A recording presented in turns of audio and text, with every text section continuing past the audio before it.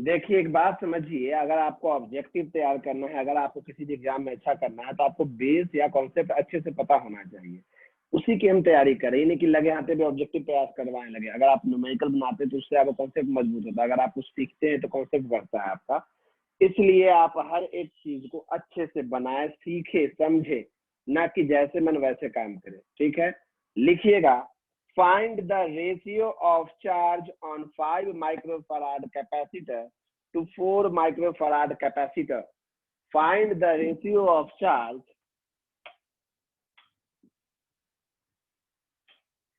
ये स्क्रीन को थोड़ा सा साइन कर रहा था इस ट्यूबलाइट की वजह से, इसको बंद किए।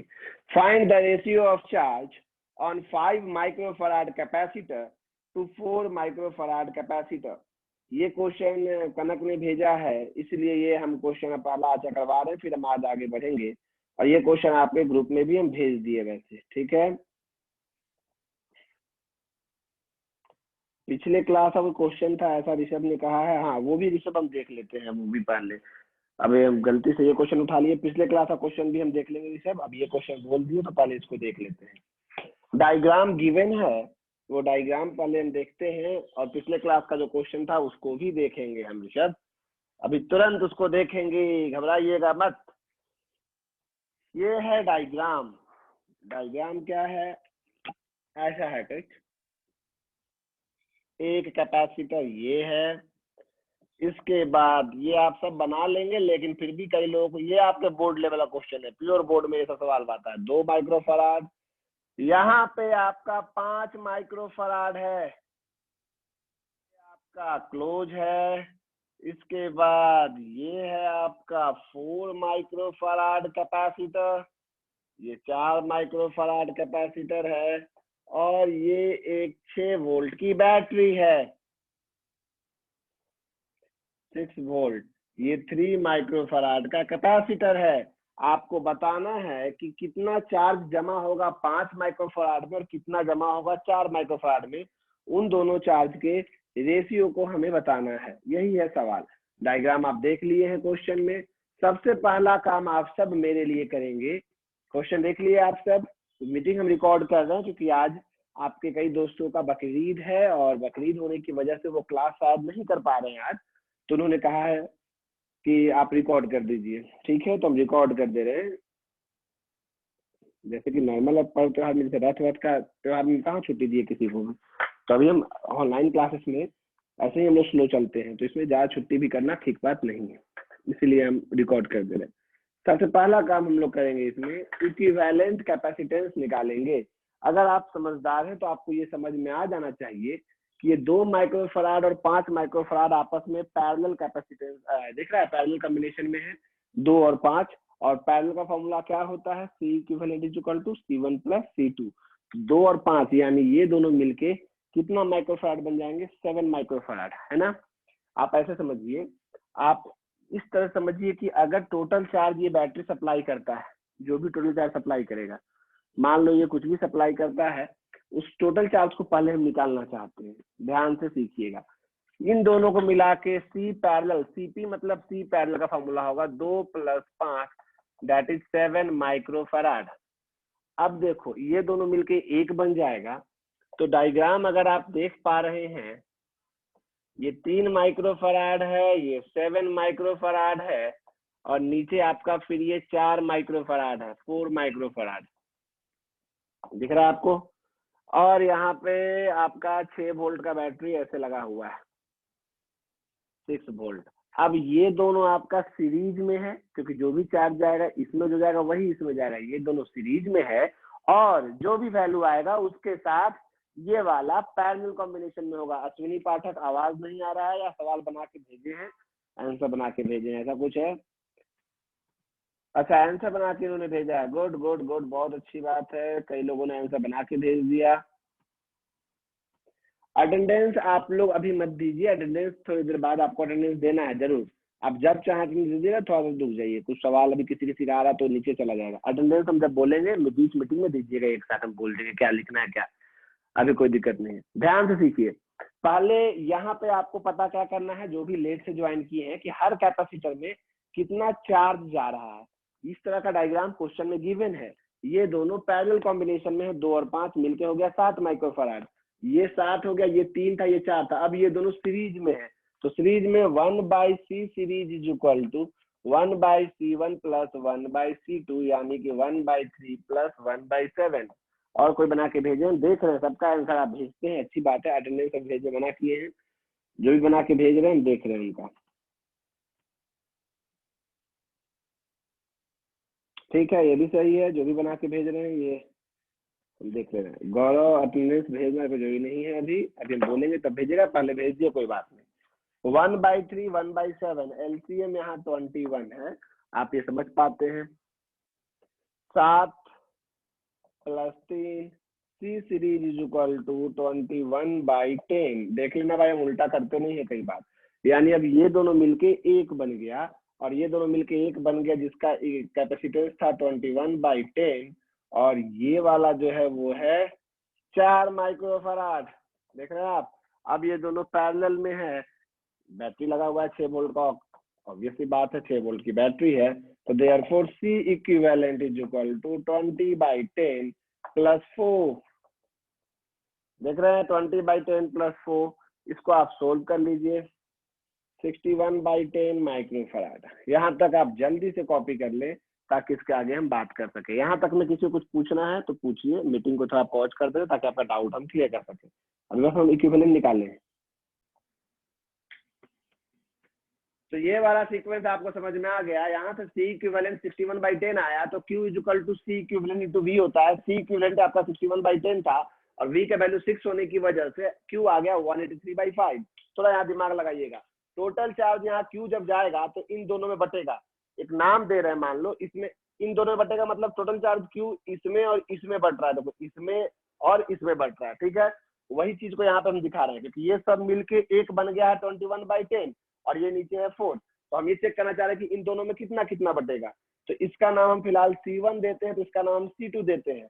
अब ध्यान से सुनो, किसे कहीं तुमको मिटाना पड़ेगा थोड़ा सा जगह के लिए, लेकिन अब कहाँ पे मिटाएंगे वो आप देख लीजिए। अभी तक तो कोई दिक्कत नहीं है आपको, फिर भी आप देख लीजिए, हम कहीं मिटाने जा रहे हैं, यहाँ मिटा रहे हैं। ये वाला आपको फोटो हम खींच के भेज दिए, यहाँ हम मिटा रहे हैं। ये किसी को पूछना नहीं था, इसलिए बहुत प्यार से चलते हैं ऑनलाइन क्लास में, थोड़ा स्लो हो जाते हैं, लेकिन हम बिल्कुल नहीं घबराते हैं आपके लिए, तो इसलिए ध्यान दीजिएगा। इन दोनों का पैरेलल कॉम्बिनेशन है, since C1 and C2 are in parallel combination। अब पैरेलल की पहचान है कि दोनों का पोटेंशियल डिफरेंस सेम होगा, V1 is equal to V2। यहाँ पे मान लो चार्ज है Q1, यहाँ पे चार्ज -Q1 हो जाएगा, यहाँ पे चार्ज Q2, तो यहाँ पे -Q2 हो जाएगा। आप अपने डायग्राम में भी ये काम करोगे, अभी जब आप मेरे साथ कॉपी करोगे, तो हम आपको समय दिए थे। तो पोटेंशियल डिफरेंस जितना इसका होगा उतना ही इसका होगा। पोटेंशियल डिफरेंस V बराबर होता है Q/C, Q1/C1 is equal to Q2/C2। Q1 आपका कितना है भाई, पता नहीं। C1 आपका कितना है भाई, 21/10। Q2 आपका कितना है भाई, पता, हम देखो पूरा डिटेल में बता रहे हैं, अभी फिलहाल समझिएगा ध्यान से, डायरेक्ट कोई रूल नहीं लगा रहे हैं। Q2 आपका कितना है भाई, पता नहीं। C2 आपका कितना है, C2 आपका है 4 माइक्रोफराड। तो दिस इंप्लाइज दैट यहाँ से Q2 कितना आएगा भाई, Q2 कितना आ जाएगा, या Q1 कितना आ जाएगा, दोनों में से जो वैल्यू आप बताना चाहें। Q1 कितना आ जाएगा, Q1 आ जाएगा 21/10 इंटू Q2/4। देख रहे हैं आप, देख लीजिए। तो यहाँ से this implies that Q1 is equal to 21/40 Q2। देख रहे हैं Q1 का वैल्यू, ये आया Q1 का वैल्यू 21/40 Q2। हम हर किसी में चार्ज निकालने जा रहे हैं, सवाल क्या था वो हम भूल गए, हम हर किसी में चार्ज निकाल रहे हैं, आपको बाद में जिसमें जिसमें निकालना हो। अब यहाँ तक आपको समझ में आ गया है, तो जल्दी से लिख ले मेरे साथ साथ अपने नोट कॉपी में, क्योंकि हम यहाँ पे कुछ कुछ मिटाएंगे। ये वाला मिटा रहे हैं इधर साइड।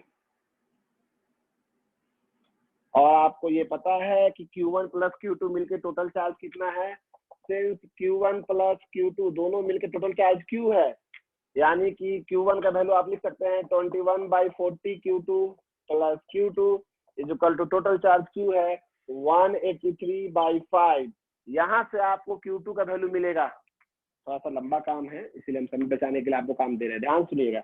यहाँ से आपको Q2 का वैल्यू मिलेगा सोल्व करने के बाद Q2 का वैल्यू जिसको मिल गया वो तुरंत Q1 का वैल्यू निकाल लेंगे। अब देखो Q2 का वैल्यू मतलब इसमें जो चार्ज आपको गया है इसका चार्ज को आपने Q2 कहा है, और इसमें जो चार्ज जा रहा है इस चार्ज को आपने Q1 कहा है, यानी इसमें कितना चार्ज गया ये आपको पता चल जाएगा। इसमें जो चार्ज Q1 है जब जाएगा तो फिर दो भाग में बटेगा, फिर यहाँ इक्वल पोटेंशियल करके इनका चार्ज निकालेंगे, तो इस तरह से हर कैपेसिटर का चार्ज निकलेगा। चलिए यहाँ पे जल्दी सोल्व करके कोई हमें Q2 का वैल्यू बताइए। कई लोग जल्दी जल्दी बना के भेजे हैं, सही है आंसर हम नहीं कह रहे हैं, शॉर्टकट मेथड जो है फिलहाल अभी हम आपको सब कुछ बेसिक से सिखाया था कि आप सवाल सोल्व करना सीखो, ठीक है। तो आपको पता ही है दो कैपेसिटर में चार्ज जिस रेशियो में बढ़ता है पोटेंशियल वाला बात वही डायरेक्ट लिख सकते थे हम।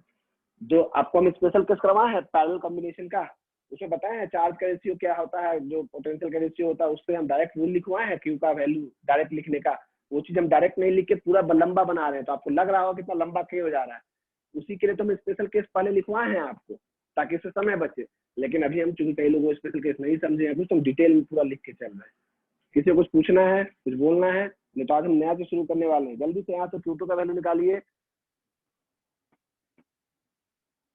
अच्छा अनुज कुमार ने अटेंडेंस भेजा, आप लोग अटेंडेंस 24। Q2 24 आया, सोल्व कर लिए है पक्का, हम लिख दे डायरेक्ट। हाँ भैया। Okay thank you. Q2 24 आया। चलिए आप लोग हेल्प कीजिए मेरा। Q2 का वैल्यू यहाँ पुट करेंगे तो Q1 कितना आएगा, यहाँ पुट करेंगे तो कितना आएगा Q1, हेल्प करेंगे तो अच्छा होगा। यहाँ पे 24 पुट करेंगे तो Q1 कितना आएगा,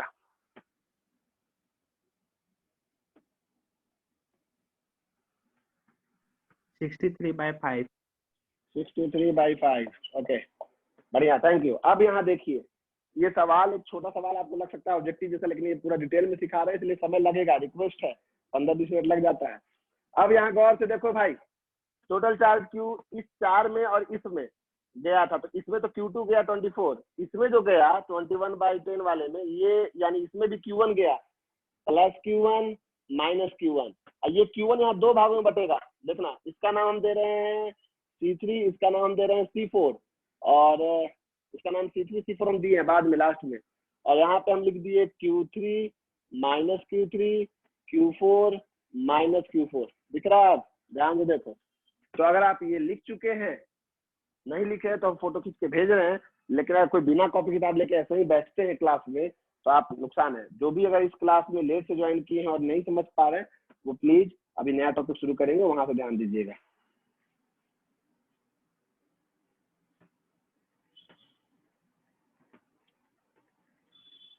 देखिए एक बार फोटो हम भेज दे रहे हैं ताकि आप यहाँ तक का चीज, हमेशा इतना कॉम्प्लिकेटेड आपको न्यूमेरिकल नहीं रहेगा और कैलकुलेशन वाला, घबराइए मत, हम इसको जानबूझ के लंबा चौड़ा ले जा रहे हैं हर एक स्टेप समझाने के लिए। अब सुनिए, देखिए अब आप इस बार कौन कौन आपस में पैरेलल है बताइए तो C3 और C4। तो हम यहाँ लिख रहे हैं ना C3 and C4 are parallel, are in parallel combination, तो V3 is equal to V4 हो जाएगा, V3 V4 इक्वल हो जाएगा, मतलब Q3 by C3 is equal to Q4 by C4। दिखा आपको Q3 by C3 is equal to Q4 by C4। ध्यान दीजिएगा, इस बार मेरा हेल्प करने के लिए आप सब रेडी अगर हैं तो जरा बताइए कि Q3 तो ठीक है आपको पता है, C3 कितना है 2 माइक्रोफराड है, और Q4 तो आपको पता ही है नहीं है पता यानी, और C4 कितना है 5 माइक्रोफराड। तो यहाँ पे Q3 is equal to 2/5 Q4 आया, और आपको पता है ना कि Q3 Q4 मिलकर Q1 की इक्वल है, Q3 plus Q4 is equal to Q1। देख रहे कैलकुलेशन, हम नहीं डर रहे तो आप क्यों डरिएगा, आप मैथमेटिशियन आप लोग हैं, बायो है चाहे कुछ भी है आपका।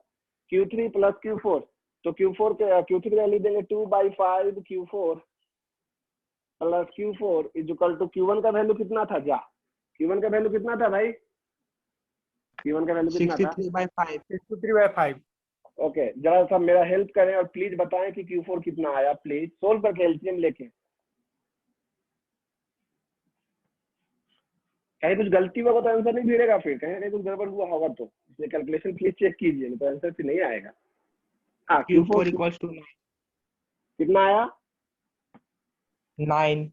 9। ओके अच्छा हमें और Q4 में आ गया तो Q3 भी निकाल लोगे आप, Q3 कितना आ जाएगा जरा बताओ 18/5 माइक्रोकूलम।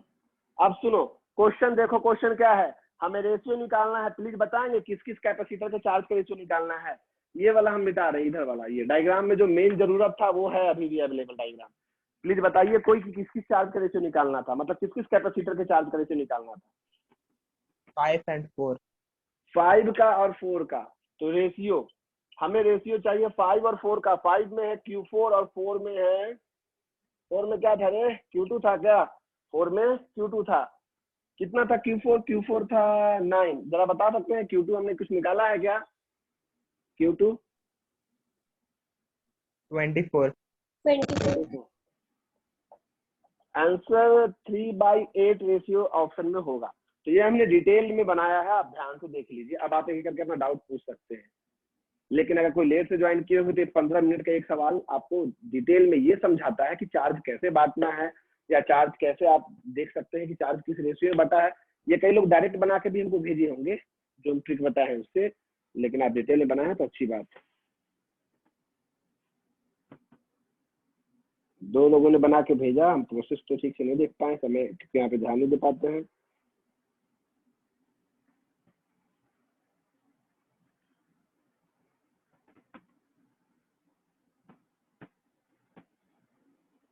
भैया मेरा 1/2 आ रहा है। 1/2 आ रहा है।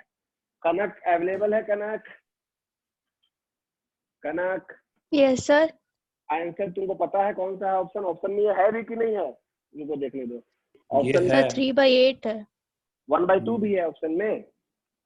हाँ 1/2 भी है, तो चेक करो आंसर में 3/8 ही होना चाहिए। अनुराग कुछ गलती किए होंगे, क्योंकि यहाँ पे तो हमने पूरा एक एक पोर्शन एक्सरे करके बना दिया, इसमें कहीं भी कुछ भी उल्टा पुल्टा नहीं है। आज शॉर्टकट से बना दीजिए। शॉर्टकट में कुछ नहीं है, वहां पे हम डायरेक्ट जो चीज यहाँ किए हैं ना वो आप देखिए, आपको हम पैरेलल कॉम्बिनेशन पढ़ाए होंगे अनुराग, तो वहां पे हम लिखवाए होंगे चार्ज किस रेशियो में बढ़ता है। देखे हैं आप, Q1 का वैल्यू हम लिखे होंगे C2/C1 + C2 × Q2, देखे हैं आप, वहाँ चेक कीजिए, देखिए वो वाला बात को हम इतना लंबा नहीं करके अनुराग, वो डायरेक्ट हम लिख लेते। सब लोग देखो, कॉपी पलटो, सब लोग जो आप पैरेलल कॉम्बिनेशन, जल्दी से कॉपी पलटो जो मैं क्लास किया है। पैरेलल कॉम्बिनेशन में जाओ, पैरेलल कॉम्बिनेशन का डेफिनेशन लिखवाए होंगे, उसके बाद उसका प्रूफ लिखवाए होंगे, और लास्ट में देखो उसमें लिखवाए होंगे स्पेशल केस। लिखवाए हैं। हाँ भैया। ओके हाँ भैया है। ओके, श्रेया सुमन तुम बताओ क्या बताए हैं, अगर 2 कैपेसिटर पैरेलल में हो तो चार्ज का फॉर्मूला क्या बताएं, Q1 = क्या बताएं, C1/C1 + C2 × Q। इनटू में Q। अब हम जो हाँ बाकी लोग सुन लो। अब जैसे अभी इसमें टोटल चार्ज Q1 गया था, तो इसमें कितना कितना चार्ज बटेगा, तो इसका कैपेसिटेंस मान लो इसको Q1 कितना होगा हमको जानना था, तो इसका C1 2 पता था, ये 2 + 5 पता था, टोटल चार्ज Q1 कितना Q था वो भी पता था। तो इस फॉर्मूला से हम डायरेक्ट बना सकते थे, तो समय मेरा बहुत कम लगता, जितना हम दिमाग बार बार लगाएं। क्या आप लोग शॉर्टकट से भी जानना चाह रहे हैं, क्या बोलना चाह रहे हैं, समझ में आ रहा है कि दोबारा बनाए? हम लॉन्ग क्यों बनाए, क्योंकि आप लोग फॉर्मूला से अगर भूले होंगे तो आप कहाँ से वो फॉर्मूला है वो दिखाएं। शॉर्टकट में क्या करना था, बहुत आसान था। जैसे देखो हम समझाते हैं, ध्यान से सुनो। ये हम मिटा दें, आप लोग इसको लिख लिए हैं, ध्यान से सुनो शॉर्टकट वाले पे। देख तो इसीलिए डिस्कशन करने पे एक ही सवाल में पूरा मीटिंग चला जाता है, लेकिन सीखने के लिए जरूरी है। जैसे मान लो हमें पता करना था, ये जहाँ पे टोटल चार्ज Q कितना जा रहा था ये हमको पता था, जरा एक बार बताएंगे कोई बच्चा, हम टोटल चार्ज Q कितना निकाले थे? 183 बाई समथिंग था, कितना था? 183/5 माइक्रोकूलम। ठीक है, अब देखो ध्यान से, अनुराग तुम्हारे लिए बोल रहे, तुम बोले इसमें कितना चार्ज जाएगा, इसमें कितना चार्ज जाएगा। इसके लिए हम बहुत लंबा काम किए थे, हम डायरेक्ट लिखते कि इसका charge Q1 = C1/C1 + C2 × Q। C1 कितना है भाई, तो C1 है 21/10 डिवाइड बाई 21/10 + 4 × Q 183/5। अब इसको सोल्व कर लेते, तुरंत Q1 निकल जाता, तुरंत Q2 निकल जाता। समझे अनुराग? हाँ सर, कब का समझ गया। कनक को समझ में आया? कनक तुम्हारा डाउट था यस ये? सर। हाँ ठीक है, अभी हम लोग करेंगे इसको और भी ये करेंगे, थोड़ा सा फिनिश करेंगे अच्छे से, लेकिन आप डायरेक्ट फॉर्मूला हम जो आप लोग सिखाएं उसको भी यूज करना सीखिए, क्योंकि आपका ऑब्जेक्टिव हो गया है। ऑब्जेक्टिव में ऐसे ही देखो डायरेक्ट काम आता है, फटाफट बन जाता है। तो आप अगर कहीं सॉल्यूशन देखते होंगे तो वो लोग डायरेक्ट बनाता है तो उसको देख के समझ में नहीं आता है, इसलिए हमने डिटेल रूप में खींचा। अब पिछले क्लास में क्वेश्चन हम डिस्कस किए थे वो देखते हैं। सब लोग को समझ में ये आया? डेसिमल्स में और तेज बन रहा है। डेसिमल में और तेज बन रहा है मतलब नहीं समझे नहीं हम। जो मतलब आप इस फ्रैक्शन फ्रैक्शन में में रखे हुए ना, लाए उसमें डेसिमल में रखते तो ओ, और तेज। डेसिमल में जल्दी आसानी जल्दी से बन जाता कैलकुलेट है। हो रहा है। हाँ, हाँ। ओ सॉरी, हमको पता डेसिमल नहीं में था। फास्ट बन रहा है। ओके ओके ओके, तब तुम अप्लाई करो। हमको तो भाई उसमें जाना है जिसमें प्रोसेस समझ में आया तुमको, ठीक हाँ, है? एग्जाम में दोनों अप्लाई करके देखेंगे किसमें फर्स्ट बन रहा है। नहीं नहीं नहीं, आपको एग्जाम में फ्रैक्शन में ही रखना है, ध्यान रखिएगा। डेसिमल में कभी कभी हो जाए, एग्जाम में फास्ट आपको वैसा ही क्वेश्चन आएगा जो जल्दी फ्रैक्शन में काम हो जाए, ये ध्यान रखिएगा। कैलकुलेशन मतलब नहीं आता है, हो जा रहा है यहाँ, हो गया होगा जल्दी में भी, लेकिन आप फ्रैक्शन में ही काम कीजिएगा। ये आपको हम सही में बोल रहे हैं, आपको ये ऑर्डर है, आदेश, ठीक है? देखिए ध्यान से, अभी हम लिखने वाले थे, पिछले क्लास में क्वेश्चन बोले थे कि 2 प्लेट था। सब लोग जो लास्ट क्लास अवेलेबल नहीं थे वो फिर से सुन लें, आपको हम वीडियो अपलोड कर दिए लास्ट क्लास का, देखे हैं आप? सिर्फ 5-7 हाँ, लोग देख देखे होंगे लिया, जिनका छूट। कल रात में किए थे। हाँ, तो आप लोग सब हमको परेशान कर दिए थे बहुत बार, 3 ही बच्चे एक दिन परेशान बाद किए। किए थे, 24 घंटा बाद। हाँ, तो हम अपलोड अब करेंगे भी नहीं, क्यों करें? आप क्लास कीजिए। पहले कौन सा अपलोड का सिस्टम था भाई? जो क्लास मिस करते थे तो मिस नहीं कीजिए। यहाँ देखिए, ये आपका 2 ही प्लेट है। 2 प्लेट इन द सेंस ऐसे समझिए आप, मेरे पास 2 प्लेट यहाँ अवेलेबल तो नहीं है लेकिन समझा रहे हैं। मान लीजिए ये 2 प्लेट है, कैपेसिटर के 2 प्लेट है। देखिए जैसे ये एक प्लेट है कि पैरेलल करना पड़ेगा तो उसको बराबर। हाँ देख, समझना, ये 2 प्लेट है, दोनों प्लेट का एरिया ए है, कैपिटल ए एरिया। तो एक प्लेट को ऐसे रखे हैं, नीचे दिख रहा है, तो आपको पूरा प्लेट नहीं दिख के प्लेट का सिर्फ ये लाइन दिख रहा है, ये लाइन। तो प्लेट की लंबाई है 3a, चौड़ाई का पता नहीं है, चौड़ाई का पता नहीं है, एरिया पता है a, प्लेट की लंबाई पता है 3a। और दूसरा प्लेट इसके ऊपर ऐसे है, देखो ऐसे। अगर मान लो इन दोनों प्लेट ऐसे पैरेलल रहता और इनके बीच का डिस्टेंस d रहता और प्लेट का एरिया a पता होता, तो आप इसका कैपेसिटेंस क्या बोलते? आप कहते इसका कैपेसिटेंस, एक पैरेलल प्लेट के कैपेसिटर के कैपेसिटेंस का फॉर्मूला होता है epsilon not A by D, यही ना? हाँ, epsilon not a by D, ये फॉर्मूला आप बोलते।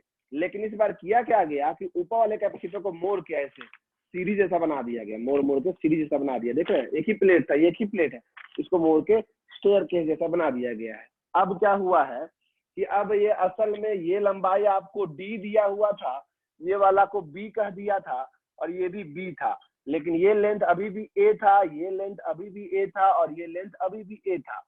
हो सकता है ओवरऑल प्लेट का लेंथ इसका ज्यादा हो जाए, नो डाउट, लेकिन इसके कंपेरिजन में सामने सामने में हम बात जो कर रहे हैं वो समझिए कि ये लेंथ 3 है, हम ये नहीं कह रहे कि ये भी लेंथ 3 है, ठीक है? अब यहाँ गौर से देखो, हमें ये देखना है कि भाई अब यहाँ पे असल में सेपरेशन बदलते गया तो कैपेसिटर 1 नहीं कैपेसिटर 3 हो गया। कई लोगों ने बना के भेजा आंसर हमको, हम आपका रिप्लाई नहीं कर पाते हैं, इसका मतलब ये नहीं कि हम नहीं देख पाए, हम देखते हैं। कई बार हम देख के अब क्वेश्चन का जवाब नहीं दे पाते हैं, तो क्योंकि अटेंडेंस के बाद 60 अटेंडेंस होता है, सब कुछ हटाना देखना, जो नई क्लास की उनको टोकना। अभी 2 दिन क्लास हम नहीं टोक रहे हैं, सीधे उनको रिमूव कर देंगे, क्योंकि जो बिना बोले अटेंडेंस गायब और अटेंडेंस नहीं देने रिमूव करेंगे, अब कितना पूछते रहेंगे उनको। देखिए ये 3 कैपेसिटर में कन्वर्ट हो गया, क्योंकि इसका सेपरेशन d है, लेकिन इन दोनों प्लेट के बीच का सेपरेशन d प्लस b है और इन दोनों प्लेट के बीच का सेपरेशन d प्लस 2b है। ये C1, ये C2 और ये C3 3 कैपेसिटर में कन्वर्ट हो गया। और हर प्लेट का एरिया, तो आप गौर कीजिएगा, ये a और a है, तो एरिया 3 हिस्सों में बट जाएगा, यानी इसका area a/3 a/3 a/3। Area हम फिर से समझाएं, नीचे जो प्लेट आपका रखा हुआ है ना ऐसे, ये 3a, ये 3 हिस्सों में बांटे हैं, तो एरिया आपका ये वाला एरिया, ये प्लेट का एरिया ये वाला, ये a/3 a/3 और a/3, ठीक है ना? एक प्लेट का एरिया की बात करें, एक एरिया, 2 एरिया, 3 एरिया, 3 हिस्सों में बांटे हैं। आप ये नहीं समझिए कि ये वाला एरिया, ये नहीं, बीच का स्पेस नहीं, प्लेट का एरिया। तो बताइए, ये फॉर्मूला होता है उस हिसाब से, 3 कैपेसिटर है तो तीनों का आपका कैपेसिटेंस कितना होगा? C1 का वैल्यू होगा epsilon not area a/3 separation d, C2 का वैल्यू होगा एप्सिलॉन नॉट एरिया a/3 लेकिन सेपरेशन d प्लस b, और C3 का वैल्यू हो जाएगा एप्सिलॉन नॉट एरिया इसका भी a/3 separation d plus 2b ना, हाँ d प्लस 2b। अब ये तीनों किस कॉम्बिनेशन में है, सीरीज में है कि पैरेलल में? समझिएगा, ये 2 प्लेट अगर ऐसे होते तो प्लेट का मतलब इधर एक एंड होता कनेक्ट बैटरी का, एक एंड इधर कनेक्ट होता, यानी इस एंड का पूरा का पोटेंशियल अगर V है तो इस एंड का पूरा का पोटेंशियल 0 है, पोटेंशियल डिफरेंस V माइनस 0 अगर बैटरी कनेक्ट करना है। यहाँ भी आप बैटरी कनेक्ट एक इधर कनेक्ट करोगे, एक इधर कनेक्ट करोगे, इस एंड का सारा प्लेट एक ही है, बस मोड़ के रखा हुआ, अलग अलग नहीं है। मतलब अगर यहाँ वोल्टेज V देते हो तो वही वोल्टेज पूरे प्लेट में V का लाएगा, यहाँ 0 देते हो तो यही 0 पूरे प्लेट में फैला हुआ है। तो potential difference V minus 0, V minus 0, V minus 0। Series मत समझ लीजिएगा, प्लेट ऐसे नहीं ऐसे रखा हुआ है, दो ही प्लेट है और दो ही प्लेट को दो ही एंड से कनेक्ट करोगे तो पोटेंशियल डिफरेंस तीनों के क्रॉस सेम रहेगा, इसीलिए यहाँ पे all are in parallel combination हो जाएगा, और पैरेलल कॉम्बिनेशन होने की वजह से C equivalent will be C1 plus C2 plus C3। आज का क्लास हम रिकॉर्ड अपलोड इसलिए कर रहे हैं क्योंकि बकरीद है और कोई बच्चों को दिक्कत ना हो इसलिए, ठीक है, आज अपलोड कर देंगे। C1 plus C2 plus C3 आपका आंसर, इसको जोड़ने पे पूरा सोल्व नहीं करना है, जितना होगा उतना लिख के एप्सिलॉन नॉट A/3 कॉमन निकाल दीजिएगा, 1/d plus 1/d plus 1/d plus 2d ऐसे लिख दीजिएगा, और ज्यादा कुछ नहीं करना, ठीक है। देख लीजिए नेक्स्ट हेडिंग डालने जा रहे हैं, सो बना लीजिए, पहले तक कुछ बोलना है बोल सकते हैं। अटेंडेंस जरूर दे दीजिएगा, और मीटिंग 2 में अटेंडेंस देके अटेंडेंस फॉर मीटिंग 2 लिखिएगा या मीटिंग 2 लिख दीजिएगा, 2 अटेंडेंस आपका आना चाहिए, जो भी लिखिए आप। भैया इसमें एरिया को ए बी ले सकते हैं? एरिया को क्या ले सकते हैं? AB/3 AB/3 AB/3। बी क्या है? बी विड्थ है ना उसका, जैसे वो जो कहाँ है विड्थ, कहाँ लिखा है क्वेश्चन में बी विड्थ? आपको क्वेश्चन तो हम कल लिखवाए थे, उसमें सिर्फ हम लेंथ लिखवाए हैं, नहीं, एरिया अच्छा, ये लिखवाए हैं, लेंथ। हाँ हाँ एरिया नहीं लिखवाए हैं। जो क्लास में अटेंडेंस आप नहीं दे पा रहे हैं, हम 3-4 दिन बाद जब भी हम चेक करेंगे, अगर आप 4 दिन से गायब रहे, अटेंडेंस नहीं रहा दोनों मीटिंग या एक मीटिंग का भी, तो आपको हम रिमूव कर देंगे बिना आपसे पूछे, ठीक है। ये आपका कोई दोस्त अगर रेगुलर क्लास नहीं कर रहे हैं या कुछ कर रहे हैं उनको बता दीजिएगा। आप क्लास करते हैं और उस समय बोले कि हम क्लास करते अटेंडेंस नहीं देते तो फिर नहीं सुनेगा, आप झूठ बोलते रहे, मुझे पता चल चुका है, कई लोग हमको उल्लू बना चुके हैं, बनते भी है, मेरी आदत है।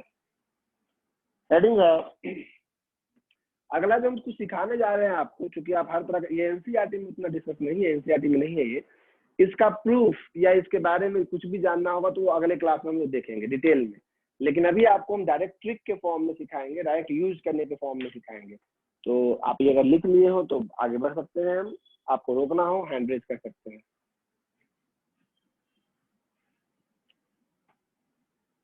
कोई नहीं रोकना चाह रहे हैं, हम आप लोग को बिल्कुल आपके हिसाब से चलते हैं। हेडिंग है किरचॉफ्स लॉज, लेकिन एग्जाम में किरचॉफ्स लॉ आएगा तो जो अगला चैप्टर पढ़ाएंगे वो लिखिएगा, करंट इलेक्ट्रिसिटी वाला, यहाँ पे भी वही लॉ अप्लाई होता है। एनसीईआरटी में इसको नहीं बोला है पढ़ने के लिए, लेकिन हम लोग को सीखने के लिए पढ़ना चाहिए, उस पर भी आपका काम अच्छा हो जाएगा। बात करें आगे, हेडिंग है किरचॉफ्स लॉज, ये मिटा रहे हैं आप लोग को, ये हम भेज दिए शायद फोटो भी।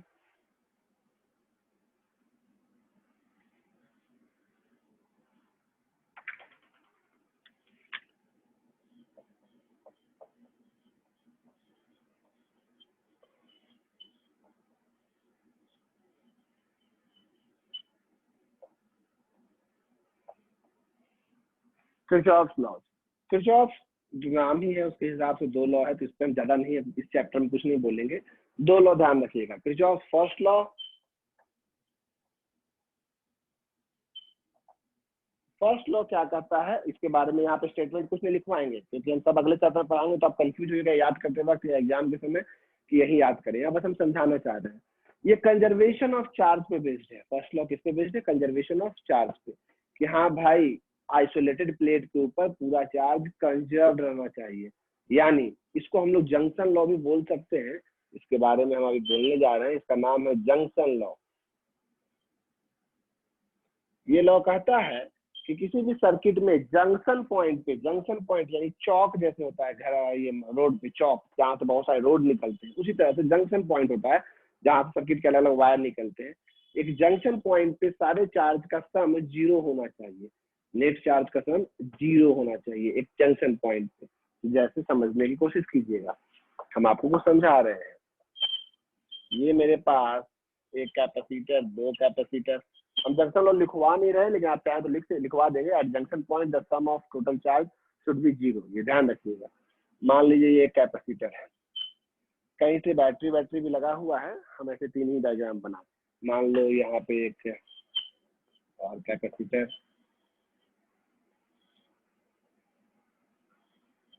कितना कैपेसिटर बना है, अभी छोटा वाला बनाते हैं डायग्राम, बड़ा वाला नहीं, इस सवाल में आपको कंफ्यूजन क्यों करवा। तो ये मीटिंग एंड हो जाएगा 3 मिनट में, तो आप नया मीटिंग के लिए सेम आईडी पासवर्ड पे ज्वाइन कीजिएगा, ठीक है।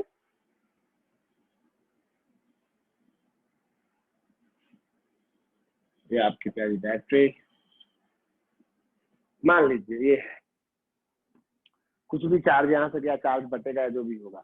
तो अगर मान लो हम यहाँ पे अभी बैटरी से कंफ्यूजन क्रिएट नहीं कर रहे हैं और सीधे आपको जंक्शन लॉ सिखाना चाह रहे हैं, तो अगर आप इसको चार्ज देते हैं प्लस Q1 माइनस Q1, मान लो हम चार्ज पहले से दिए हुए हैं, यहाँ पे भी कुछ चार्ज लिख दिए पहले से, प्लस Q2 माइनस Q2, क्योंकि आमने सामने तो अपोजिट चार्ज जाएगा ही एक प्लेट में, ये बात है।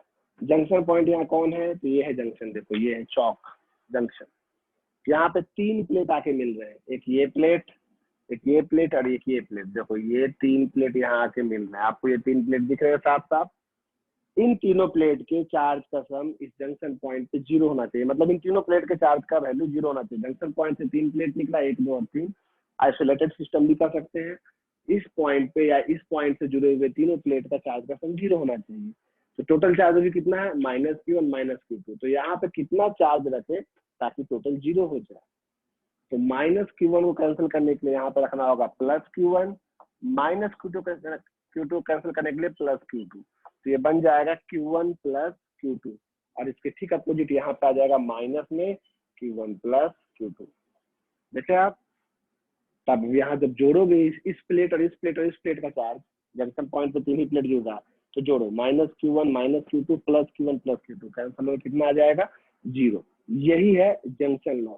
जैसे अगर सेम चीज यही डायग्राम आपको हम देते, समझने के लिए बोल रहे हैं, अगर यहाँ पे हम लिखते Q1 minus Q1 plus Q1, यहाँ पे लिखते प्लस Q2 और माइनस Q2, किधर भी हम प्लेट पे दे दिए हैं, बाद में देखना डिस्ट्रीब्यूशन कैसे करना है।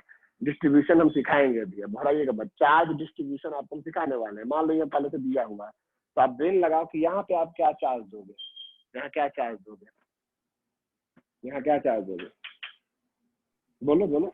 Q1 minus Q2। हाँ good, sir plus Q1 minus Q2। Plus Q1 minus Q2, क्योंकि यहाँ पे 3 प्लेट है आपके और तीनों प्लेट को मिलके 0 होना है इन तीनों के हिसाब से।